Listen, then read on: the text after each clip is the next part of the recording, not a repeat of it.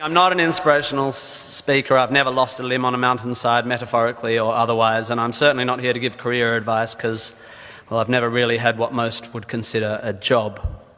However, I have had large groups of people listening to what I say for quite a few years now, and it's given me an inflated sense of self-importance. So I will now, at the ripe old age of 37.9, bestow upon you 9 life lessons. 1, you don't have to have a dream.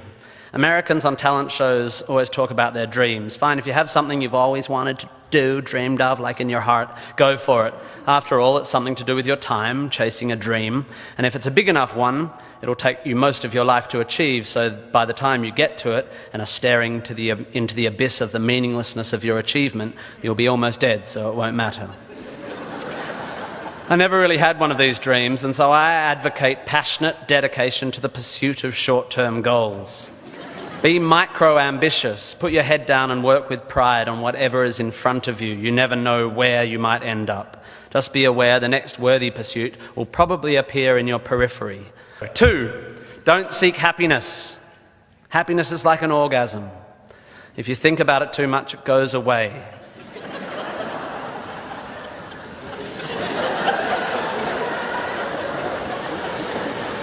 Keep busy and aim to make someone else happy, and you might find you get some as a side effect. We didn't evolve to be constantly content. Contented Homo erectus got eaten before passing on their genes. 3, remember, it's all luck. You are lucky to be here. You are incalculably lucky to be born, and incredibly lucky to be brought up by a nice family that helped you get educated and encouraged you to go to uni. Or if you were born into a horrible family, that's unlucky and you have my sympathy, but you are still lucky. Understanding that you can't truly take credit for your successes, nor truly blame others for their failures, will humble you and make you more compassionate. Empathy is intuitive, but is also something you can work on intellectually. 4, exercise. I'm sorry, you pasty, pale, smoking philosophy grads, arching your eyebrows into a Cartesian curve as you watch the human movement mob winding their way through the miniature traffic cones of their existence. You are wrong and they are right. Well, you're half right. You think, therefore you are, but also you jog, therefore you sleep, therefore you're not overwhelmed by existential angst. You can't be can't, and you don't want to be. Play a sport, do yoga, pump iron, run, whatever, but take care of your body. You're going to need it. Most of you mob are going to live to nearly 100, and even the poorest of you will achieve a level of wealth that most humans throughout history could not have dreamed of. And this long, luxurious life ahead of you is going to make you depressed. But don't despair. There is an inverse correlation between depression and exercise. Do it. Run, my beautiful intellectuals, run. 5, be hard on your opinions. A famous bon mot asserts that opinions are like arseholes, in that everyone has one. There is great wisdom in this, but I would add that opinions differ significantly from arseholes, and that yours should be constantly and thoroughly examined.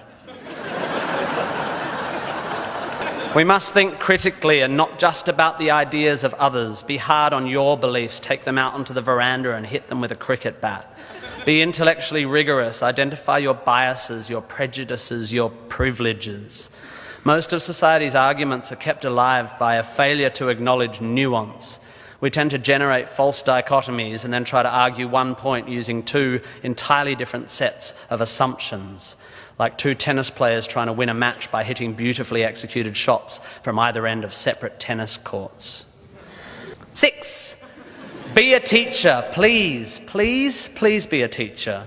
Teachers are the most admirable and important people in the world. You don't have to do it forever, but if you're in doubt about what to do, be an amazing teacher. Even if you're not a teacher, be a teacher. Share your ideas. Don't take for granted your education. Rejoice in what you learn and spray it. 7, define yourself by what you love.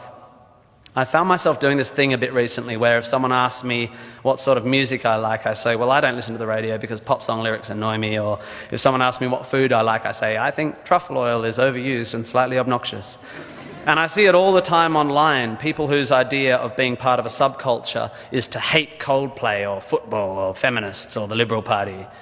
We have a tendency to define ourselves in opposition to stuff. As a comedian, I make my living out of it. But try to also express your passion for things you love. Be demonstrative and generous in your praise of those you admire. Send thank you cards and give standing ovations. Be pro stuff, not just anti stuff. 8, respect people with less power than you. I have in the past made important decisions about people I work with, agents and producers, big decisions based largely on how they treat the wait staff in the restaurants we're having the meeting in.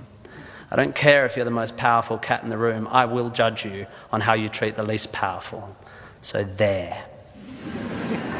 9, finally, don't rush. You will soon be dead.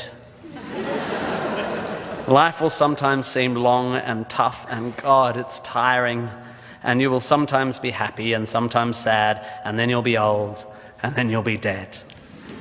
There is only one sensible thing to do with this empty existence, and that is fill it.